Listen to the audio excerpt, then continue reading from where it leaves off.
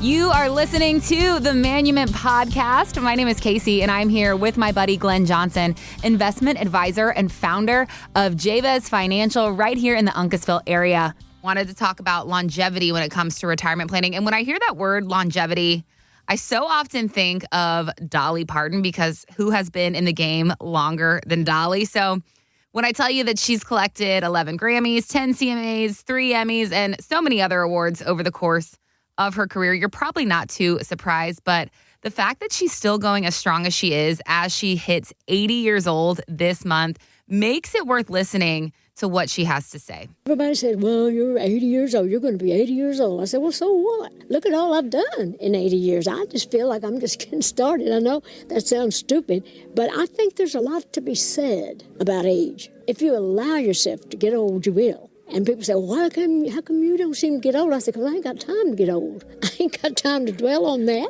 That's not what I'm thinking about. I think, what? They're going to celebrate me being 80? You know, not that anybody would want to celebrate that. So I don't know what I'm going to be doing tomorrow. New things will come. And whatever comes, I'll give it my best. Dolly ain't got time to get old. I love her so much. She's so inspiring. And a great example that for many, retirement, Glenn, could last as long as their working years. So I'm curious how you design a plan that can last 30 to 40 years for somebody instead of, the typical 20 that we're used to thinking of. How do we build for that longevity? One of the things I love most about Dolly Parton is that she lives on faith and has a real positive attitude towards life. Mm-hmm. She's got love in her heart. And like she just said, she'll simply do her best. That's a page we could all take out of her book. Mm-hmm. But when we talk about creating a financial plan, whether it's going to last 10 years or 40 years or however long you want it to, the idea is to accumulate enough assets that spill off enough income that provide for you the kind of lifestyle you want to live. It's just a matter of accumulating enough assets. Now, let's say if the objective is $500 a month. If you want $500 a month, well, it's either going to take $200,000 earning 3%, $100,000 earning 6%, or $50,000 earning 12%. Assets are measured by the amount of income that they spill off. Mm-hmm. So if you're looking to use your assets and really spend them down over your lifetime, well, then we have to use a different formula. Yeah, that makes sense to me. Knowing what your assets can produce is the key, but markets change, Glenn. Interest rates move. Nobody has a crystal ball. So I'm curious, if the future is uncertain, how do you figure out when somebody has really saved enough? Well, and that's the thing. It's so contingent upon economic cycles, interest rate cycles. And with all of the variables, there's a lot of different things we have to take into account. I mean, if we just look at the last 17 years, where the market's been fantastic for the last 17 years, you would look at it and say, well, maybe I only need $50,000 to be able to produce that $500 a month. However, if you were retiring in 2008 or in 2000, well, now that $50,000 that you needed is more like $200,000 or $250,000. So it's very much contingent upon the economic cycle that we're in. Even some of a lot of the economists are out there are always saying, well, you've got the 4% rule. Plan on living on 4% of your assets. That's what you could take for income. Well, you know what? They're just pulling a number out of the sky when it comes to, well, are you in a bull market? Are you in a bear market? It's really hard to tell. But what's needed is a plan and a financial system that you can use so that you can still capitalize on the gains of the market, but also have a hedge against market declines. So your income is never subject to risk. So we're talking about having a plan that accounts for all these variables, but that's still going to give people confidence that everybody is looking for in retirement. So I'm curious if you can go into more detail about what that looks like in practice. Is it about guaranteed income? Is it about flexible withdrawals, or something else that maybe I'm not considering that can help retirees feel secure in their retirement no matter what variables may come their way? Well, see, a lot of times people will just look at the market and they say, well, over the long run, the market always goes up. And yes, that is proven to have been true. But we can't just have confidence that the market's always going to produce year after year. And when we know that we're going to need cash flow every single year, there has to be a place to draw from when the market's not performing well, We don't want to set, the market's fantastic. It's great. It's proven itself over time, especially in the United States. Our economy's done spectacularly well. However, during those years when it's not performing, we don't want to be behind the eight ball where we're forced to sell when the market's at a low. We have to give those assets time to recover. So if we're going to advance confidently into our retirement years financially, we need to have a plan, a system that's in place so that when the market's up, we can capitalize and take those gains and live off them. But when the market's down, we have another place to draw from, maybe not every year, but we need to have another place to draw from during those down years so that the money that's invested will have time to recover and continue to grow. It has to be a workable system, and it's that system that gives us confidence going forward that's like, all right, this is reliable. This is proven. This system is something I can count on, so I'm not completely putting all of my eggs in the market basket. Mm-hmm. So when you're working with somebody, how do you decide how much should kind of go into each portion or bucket in their plan? If you've got a mix of guaranteed income and flexibility, is there a rule of thumb that you're following, or does this really depend on somebody's lifestyles and goals? Are you working on a case-by-case basis, or is there, an overarching rule that we're following? Well, a lot of times people will take a basic rule, like the rule of 100. So if you're 70 years old, you have 70% in bonds and 30% in stocks. And that's all well and good.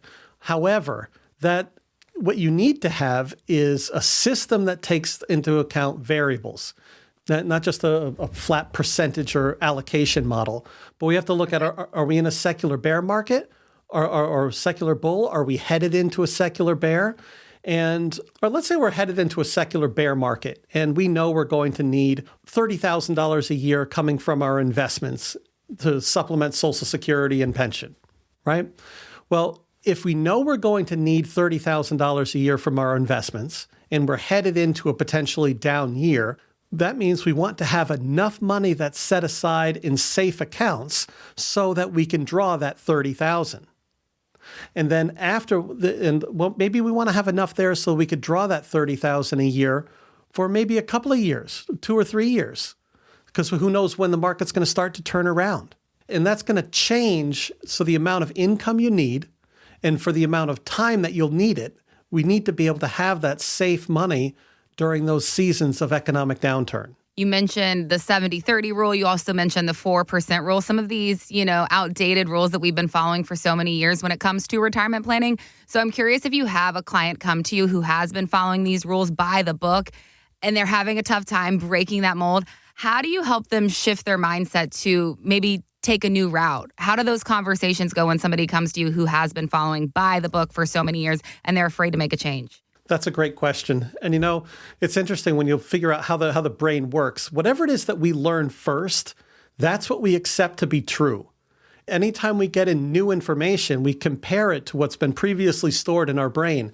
And if it's congruent with what we've learned first, we accept it as truth. But if it contradicts what we learned first, then we view it with skepticism. Now, I believe all good business people are skeptical to some degree, but not cynical. It means they take the time to gather the facts so that they can make a more accurate decision. And if our opinions stay the same throughout our entire lives, we're not learning anything. We're not taking anything new. So I understand that when people have put something into practice where, they've been saving 10 to 15% of all that they've been earning. They've been tucking it away in their 401k. They've done all the things by the book. They've done things right. And now they're sitting, financially really well positioned. And so what they've done has worked. And then when we sit down and have a conversation, I may disrupt some of that thought process because I throw some new things into the mix. Yeah. Mm-hmm. And a lot of times people, sometimes it's hard to hear because it contradicts what we've previously learned. However, what worked during one season doesn't necessarily work in the next season in life. And people never wake up in the morning one day and say, you know what, I changed my mind on this. No one changes their mind, but what they do is they do make new decisions based upon new information. So we've got to open up our minds a little bit, take in some new information, and then we can make better decisions for our financial future. And that's why I invite you to give us a call. Give my office a call at 860-288-9977. And let's have a conversation about some of these things and reevaluate the financial approach to setting up a system for the remainder of your retirement years. And when we do this, you can rest assured that you will view the financial future with a whole lot more confidence. These are the conversations that Glenn is having in his office every single day with his clients. That is what he's helping people with every single day, plans that they can feel confident in. So that's why you should pick up the phone, schedule some time, 860-288-9977. Start out with a complimentary retirement projection from Glenn. Let's see where you're at and how he can help you get where you want to go. 860-288-9977 or online as well. JabezFinancial.com is that website. Jabez, Jabez. Click on the contact tab, fill out your information for us, and one of our teammates will reach out directly to you, and we can get connected that way. Thank you so much for listening to this episode of the Manument Podcast. Make sure you subscribe wherever you get your favorite podcasts so that you never miss an episode, and we will see you next time. Take care. Investment advisory services offered through Jabez Financial, LLC, a registered investment advisor firm. Registration is not an endorsement by securities regulators. By contacting us, you may be provided with information about insurance products, including annuities, offered through Glenn Johnson, Connecticut Insurance, license number 4628409. The firms are separate entities. Annuity guarantees rely on the financial strength and claims-paying ability of the issuing insurance company and are not offered by Jabez Financial, LLC. Read your contract for restrictions, limitations, or penalties. Jabez Financial, LLC is not licensed in all 50 states. To find out if Jabez Financial, LLC is licensed in your state, please call 860-390-0093.